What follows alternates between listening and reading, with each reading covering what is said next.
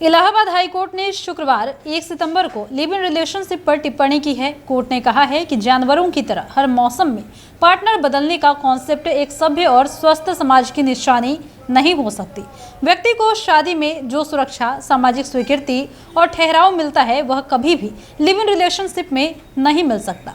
शादीशुदा live in partner से rape करने के आरोपी व्यक्ति को जमानत देते हुए जस्टिस सिद्धार्थ की सिंगल बेंच ने कहा कि ऊपरी तौर पर लिव इन का रिश्ता बहुत ही आकर्षक लगता है, युवाओं को लुभाता है, लेकिन समय बीतने के साथ उन्हें एहसास होता है कि इस रिश्ते की कोई सामाजिक स्वीकृति नहीं है। इससे युवाओं में हताशा बढ़ने लगता है। बता दें कि सहारनपुर के रहने वाले अदनान पर उनकी लिव इन पार्टनर से रेप का आरोप लगाया गया था। दोनों 1 साल तक लिव इन रिलेशनशिप में रहे और इस दौरान लड़की प्रेग्नेंट हो गई। इसे लेकर जज ने कहा कि देश में शादी की इंस्टीट्यूशन को खत्म करने के लिए सुनियोजित कोशिशें हो रही है। कोर्ट ने कहा कि लिव इन रिलेशनशिप को तभी सामान्य माना जा सकता है जब शादी का संस्थान पूरी तरह से प्रचलन से बाहर हो जाए। जैसे कि कई तथाकथित विकसित देशों में शादी इंस्टीट्यूशन को बचाना मुश्किल हो गया है, हम भी उस राह पर जा रहे हैं जहां भविष्य में हमारे लिए बड़ी परेशानी खड़ी हो सकती है।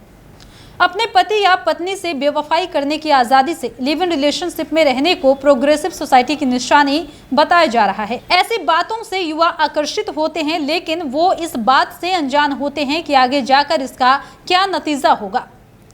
कोर्ट के मुताबिक ऐसा इंसान जिसके अपने ही परिवार से अच्छे संबंध नहीं है, वो देश की उन्नति में योगदान नहीं दे सकता।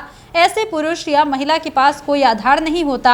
एक रिश्ते से दूसरे रिश्ते पर जंप करने से जीवन में संतोष नहीं होता। शादी के संस्थान में जो सुरक्षा, सामाजिक स्वीकृति और ठहराव मिलता है वह कभी भी लिव इन रिलेशनशिप में नहीं मिल सकता, ऐसा कोर्ट का कहना है। ऐसे रिश्तों से पैदा हुए बच्चे भी बड़े होकर परेशानियां ही झेलते हैं। जब उनके पेरेंट्स अलग हो जाते हैं तो बच्चे समाज पर बोझ बन जाते हैं। कई हालात में वो गलत संगत में पड़ जाते हैं और देश अच्छे नागरिक पाने से रह जाता है। अगर ऐसे रिश्तों से बच्ची पैदा होती है तो और भी कई बुरे प्रभाव पड़ते हैं जिन्हें विस्तार से बताने की जरूरत नहीं है। कोर्ट में आए दिन ऐसे मामले आते रहते हैं। कोर्ट ने अदनान को जमानत देने के अपने फैसले में जेलों में भीड़भाड़, आरोपी के केस को खत्म करने का अधिकार और हाल ही में सुप्रीम कोर्ट के दिए फैसले का जिक्र किया है।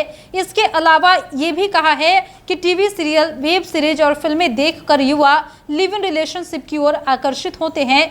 फिल्में और TV serial extra marital affair और इस तरह के रिश्तों को बढ़ावा देने और बढ़ाने और समाज में गंदगी फैलाने का काम करती है। बता दें कि पिछले दिनों भी एक मामला आया था जहां पर सुप्रीम कोर्ट ने लिव इन रिलेशनशिप में रहने वालों के लिए रजिस्ट्रेशन की मांग वाली याचिका को खारिज कर दिया था। यही नहीं, कोर्ट ने याचिकाकर्ता को जमकर फटकार भी लगाई। सीजेआई बोले कि ये सब क्या है, लोग यहाँ कुछ भी लेकर आते हैं, हम ऐसे मामलों पर जुर्माना लगाना शुरू करेंगे। दिल्ली के श्रद्धा वाकर मर्डर केस के बाद से सुप्रीम कोर्ट में यह याचिका दाखिल की गई थी और CJI DY Chandrachud, justice PS Narasimha और जस्टिस जेबी पारदीवाला के बेंच ने इस मामले की सुनवाई की थी। बता दें कि लिव इन रिलेशनशिप में पार्टनर्स की हत्याओं के बढ़ते मामलों पर चिंता जताते हुए एडवोकेट ममता रानी ने कोर्ट में यह याचिका दर्ज की थी। उन्होंने कहा था कि जैसे शादी का रजिस्ट्रेशन होता है वैसे ही लिव इन रिलेशनशिप में भी होना चाहिए। याचिका में वकील ने श्रद्धा वाकर, निक्की यादव के उदाहरण दिए थे और याचिकाकर्ता का कहना था कि कोर्ट ने पहले भी इस तरह के संबंधों को मौलिक अधिकारों के दायरे में माना है। लिव इन में रहने वालों का केंद्र सरकार रजिस्ट्रेशन करे ताकि पुलिस के पास इनका रिकॉर्ड भी मौजूद हो। सीजेआई ने याचिकाकर्ता से पूछा कि रजिस्ट्रेशन किसके साथ? केंद्र सरकार के साथ। लिव इन रिलेशनशिप में रहने वाले लोगों से केंद्र सरकार को क्या लेना देना? सीजेआई ने 2 सवाल पूछते हुए कहा कि आप इन लोगों की सुरक्षा को बढ़ावा देने की कोशिश कर रहे हैं या लिव इन को रोकने की? हम इस मूर्खता भरी याचिका को खारिज करते हैं।